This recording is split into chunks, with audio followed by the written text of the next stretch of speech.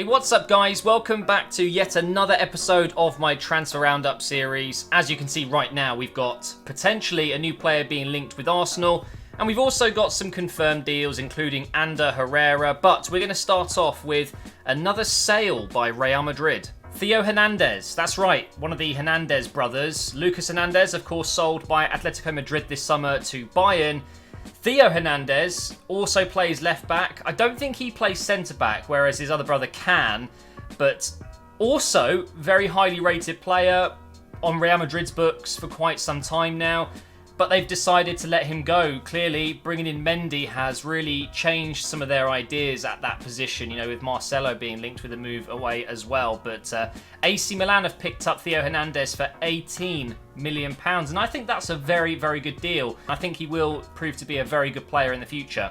Next, we have Juventus signing a new centre-back. We have DEMIRAL here from Sassuolo for 16.2 million. Turkish centre-back. There's quite a few young Turkish centre-backs coming through the ranks right now, and he's definitely one of them. I know Schalke recently purchased Kabak, is it? Chabach. Sassuolo, though, cutting their losses a little bit, I guess. They know that he was going to move on at some point. He's been scouted probably by many, many big European clubs, and Juventus have continued their fantastic summer window. I mean, they still have deals coming in, potentially De Ligt as well. Are we looking at a future partnership of Demiral and De Ligt when Chiellini retires or whatever? It's an interesting one for sure. Or is the De Ligt deal off?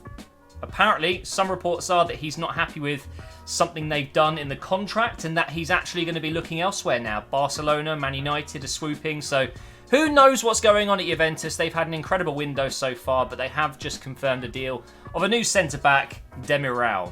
Oh, I'm sure lots of Chelsea fans are very happy about this. What a week for you guys. You get Frank Lampard, legend of the club, as your new manager. We've just seen Loftus-Cheek get a 5-year deal. He's signed on at Chelsea for an extra 5 years. And now you're losing Morata. Oh, that's awful, isn't it? He was so good for you guys. Yeah, about that. I'm not sure what happened to him, but he went to Atletico Madrid on loan last season, and he did okay. He did well enough to get the move done permanently, so he is joining Atletico Madrid permanently. We don't know how much it's going to be for yet. I mean, I'm guessing it's probably 40, 50 million plus. They've obviously brought in a lot of expensive players so far, but also sold a lot of players. And are we going to be seeing... God, it's going to be a very attacking team. Diego Costa, Morata with Felix behind them. How are they going to do this? With Griezmann going to Barcelona, of course, which we'll be talking about in just a moment. But yeah, I see Morata doing well at Atletico Madrid compared to Chelsea, but I just don't think he's that type of striker that's going to break records. I don't think he's elite. I don't think he's world class, and I actually don't think he ever will be. But still, Chelsea have managed to get rid of him, which is amazing considering how bad he was at Chelsea. And I'm surprised Atletico Madrid actually wanted the deal permanent. So let's talk about Griezmann. We all know he's leaving. We know that he's decided to move on. He said it multiple weeks ago. He almost did last season, but he stayed for one more year. And he's going to Barcelona. We all know it. The deal hasn't been announced officially, but apparently, according to a lot of reports online, it is pretty much done. We are going to be seeing Griezmann being revealed as a Barcelona player in the next few days. It's going to be very interesting to see how he gets on, where he's going to play. Are they going to be selling Coutinho to fit Griezmann down that left side? Is he going to be playing as a new striker instead of Luis Suarez? What is going on? I don't know, but either way, the deal pretty much is done, I'm told, and I'm very excited because I think this is going to take Barcelona to another level. And I'm not saying they've dropped off, but they definitely do lack just another spark of creativity if Messi isn't performing to his absolute best. And maybe Griezmann will provide that. Well, he will. He's an unbelievable player. And the award for one of the weirdest but most amazing signings of the window so far goes to Norwich, signing FAHRMANN on loan from Schalke. Where did this come from? Who? What? And why? When? It's crazy. It's absolutely madness that you've got a keeper as good as FAHRMANN, one of the best in the Bundesliga, leaving on loan to Norwich. You know, no disrespect to Norwich, no disrespect to Schalke either, but why? It's a really odd one. Clearly, maybe one of his dreams was to play in the Premier League at some point. Maybe he feels like this was his last chance. Maybe Schalke are about to bid a crazy amount of money on a goalkeeper. Who knows?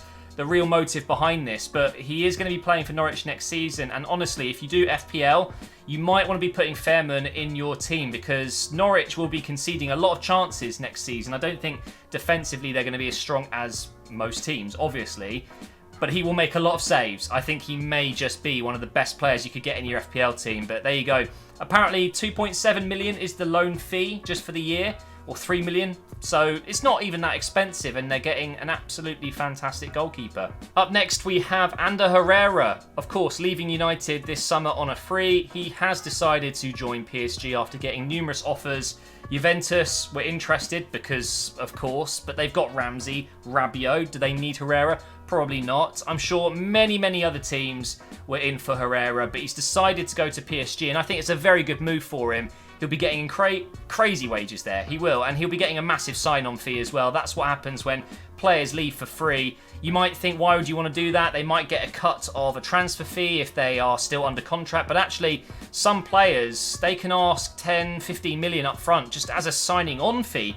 And that goes straight into their bank and they share a little bit to their agent or whatever.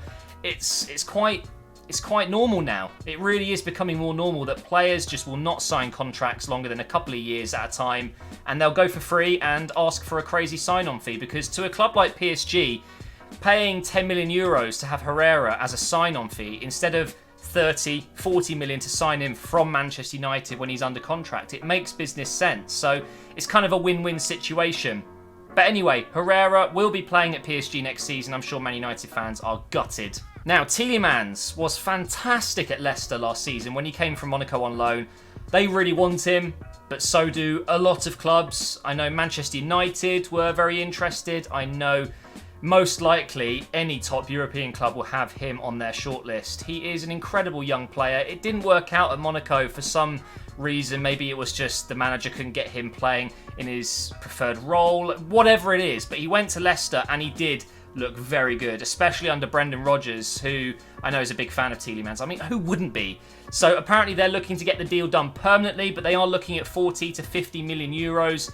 And when you say that Leicester could be spending almost 100 million on just two players, a Jose Perez for 30 and then maybe TIELEMANS for 50, I mean, you're looking at 80 million for two players. They're spending more than most clubs. They're spending more than Arsenal, and it makes me mad. I would love TIELEMANS. I'm sure any club would, but Leicester seem to be the most likely at the moment. I'm sure he had a really good time there. And he's guaranteed football. He will be a starter, which at some other clubs, not including Arsenal, he would definitely start at Arsenal, but maybe other clubs that are interested, he wouldn't be a starter every week. Also linked with Leicester, as you've heard, the reports are that Maguire will be on his way for 70 million plus, which of course is probably going to be invested into TIELEMANS and Jose Perez to pay for that move. But also, they will need to bring in a centre-back, and apparently their choice will be Tarkowski from Burnley. English centre-back, very similar to Maguire, as in powerful, quite tall, really strong in the air. And apparently Burnley would be open to selling, so Leicester would be effectively replacing Maguire with Tarkowski and investing the rest of the money in the TIELEMANS deal and the Jose Perez deal. So really smart moves by Rodgers if this goes through. I think they should sell Maguire. If they can get 70, 80 million, I mean, you're going to be mad to turn that down, really, aren't you? And bringing in a player, Tarkowski, proven Premier League defender, very good defender, I should say.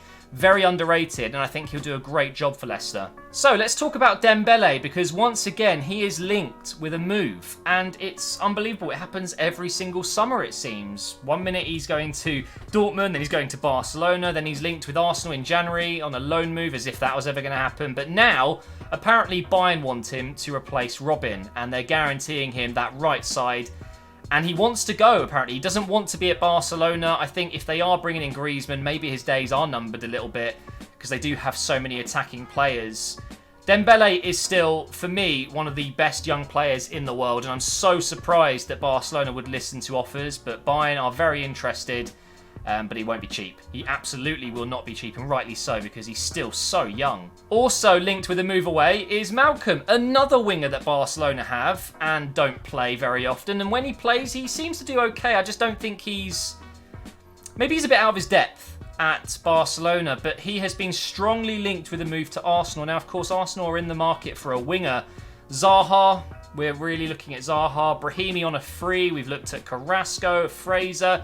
If all of these deals fall through, I think Malcom could very well be our backup. And I tell you what, This move excites me almost more than the Zaha deal, which could be up to 70, 80 million, which is crazy. It really is. When you're looking at Malcom, we're talking 35 to 40 million euros, and it would be a loan deal, potentially for 2 years and then pay. So we'd have a chance to keep some cash flow, work on other deals, and have Malcom on 2-year loan with obligation to buy. So we would be looking at just investing in his wages for 2 years and then buying him outright. And I think that's a really smart move considering we've got this reported 45 million in the bank. So really excited at this, and I hope that we can do something, because Malcom, when he was at Bordeaux, he could have gone anywhere in the world. He went to Barcelona when maybe he should have gone to Roma. He was linked with both heavily at the time. He hasn't had his game time at Barcelona. He hasn't had enough time. And I think at Arsenal, he'd start and he'd be tearing defences apart. So I'm really excited about this. But that is going to be the end of this transfer roundup video. If you enjoyed them, make sure you drop a like. Make sure you subscribe as well, guys. And I will see you for another one very soon.